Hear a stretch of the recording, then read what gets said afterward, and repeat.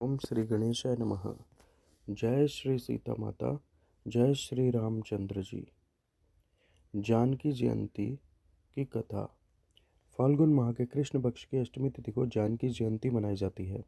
मान्यताओं के अनुसार इसी दिन माता जानकी यानी सीता माता प्रकट हुई थी। माता सीता अपने त्याग, समर्पण और स्त्री धर्म के लिए जानी जाती हैं। जानकी जयंती के दिन सुखद दाम्पत्य जीवन की मनोकामना पूर्ण करने के लिए व्रत का पालन किया जाता है। व्रत के पूर्ण होने पर माता सीता और श्री राम की विशेष पूजा अर्चना की जाती है और माता जानकी की कथा पढ़ी या सुनी जाती है। विवाहित महिलाओं के लिए यह दिन विशेष महत्व रखता है। आइए जानते हैं माँ जानकी की कथा। ऋषि वाल्मीकि द्वारा रचित रामायण के अनुसार एक बार मिथिला राज्य में भयंकर सूखा पड़ा और राजा जनक ने परेशान होकर इस समस्या के लिए यज्ञ का आयोजन किया। ऋषि ने यज्ञ संपन्न किया और धरती पर हल चल पाया। राजा जनक ने हल चलाना शुरू किया और फिर उन्हें धरती के भीतर एक खूबसूरत संदूक मिला जिसके अंदर एक सुंदर कन्या थी। राजा जनक की तब कोई संतान नहीं थी। उस कन्या को हाथ में लेते ही राजा जनक को पितृ प्रेम की अनुभूति हुई। जनक जी ने उस कन्या को अपनी पुत्री के रूप में स्वीकार किया। ये कन्या कोई और नहीं बल्कि माता सीता थी। एक अन्य प्रचलित कथा। माता सीता के जन्म से जुड़ी एक और प्रचलित कथा है। इसके अनुसार माता सीता लंकापति रावण और मंदोदरी की पुत्री है। सीता जी वेदवती नाम की एक स्त्री का पुनर्जन्म थी। वेदवती श्री हरि विष्णु की परम भक्त थी और उन्हें पति के रूप में पाना चाहती थी। अपनी इस मनोकामना के लिए उन्होंने कठोर तप शुरू किया। मान्यता अनुसार एक दिन रावण ने वन में वेदवती को तपस्या करते देखा और उसकी सुंदरता पर मोहित हो गया। उसने वेदवती देवी को अपने साथ चलने को कहा, जिससे देवी ने इनकार कर दिया। जब रावण ने दुर्व्यवहार किया तब देवी ने स्वयं को भस्म करते हुए रावण को श्राप दिया कि वह उसकी पुत्री के रूप में जन्म लेंगी और उसकी मृत्यु का कारण बनेंगी।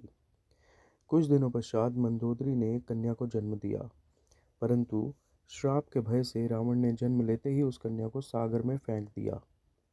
सागर की देवी वरुणी ने उस कन्या को देवी पृथ्वी को सौंपा और पृथ्वी ने उस कन्या को राजा जनक और माता सुनैना की गोद में दिया। आगे चलकर देवी वेदवती का वह श्राप सच हुआ और रावण की मौत का कारण उसके द्वारा किया गया माता सीता का अपहरण ही बना। जानकी जयंती को सीता जयंती या सीता अष्टमी के नाम से भी जाना जाता है। इस दिन माता सीता और प्रभु श्री राम की पूजा का विधान है। धार्मिक मान्यताओं के अनुसार ये वही दिन है जिस दिन धरती पर माता सीता का प्राकट्य हुआ था। फाल्गुन महीने की अष्टमी तिथि को जानकी जयंती मनाई जाती है। पौराणिक कथाओं के अनुसार फाल्गुन महीने की अष्टमी तिथि को ही राजा जनक को माता सीता मिली थी और उन्होंने उन्हें पुत्री के रूप में स्वीकारा था। जानकी जयंती माता सीता के जन्मदिन के रूप में मनाया जाता है।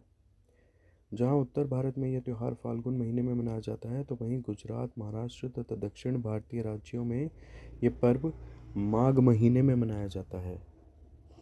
शास्त्रों के अनुसार इस दिन जो कोई महिला व्रत रखती है और विधि विधान पूजा करती है, उसके पति को लंबी आयु का वरदान प्राप्त होता है। इसके अलावा दाम्पत्य जीवन में भी सदैव खुशियां बनी रहती हैं। इतना ही नहीं, निसंतान दंपतियों के लिए भी यह व्रत फलदायी माना जाता है, क्योंकि इस व्रत को करने से संतान रत्न की भी प्राप्ति होती है। देवी सीता नारी शक्ति, पवित्रता, त्याग और धैर्य की प्रतीक है और उनकी पूजा से इन गुणों को आत्मसात करने की प्रेरणा मिलती है। हिंदू धर्म शास्त्रों में बताया गया है कि माता सीता माँ लक्ष्मी का अवतार हैं। इस दिन व्रत के साथ साथ भगवान राम और माता सीता की पूजा करने से माँ लक्ष्मी की कृपा प्राप्त होती है। इस दिन व्रत और पूजन करने से विवाहित महिलाओं का सुहाग बना रहता है। तो ये थी माँ सीता जयंती की जन्म कथा। आप सभी को सीता जयंती की हार्दिक शुभकामनाएं। कृपया इस वीडियो को लाइक व शेयर करें व चैनल सब्सक्राइब करें। धन्यवाद। जय श्री सीताराम।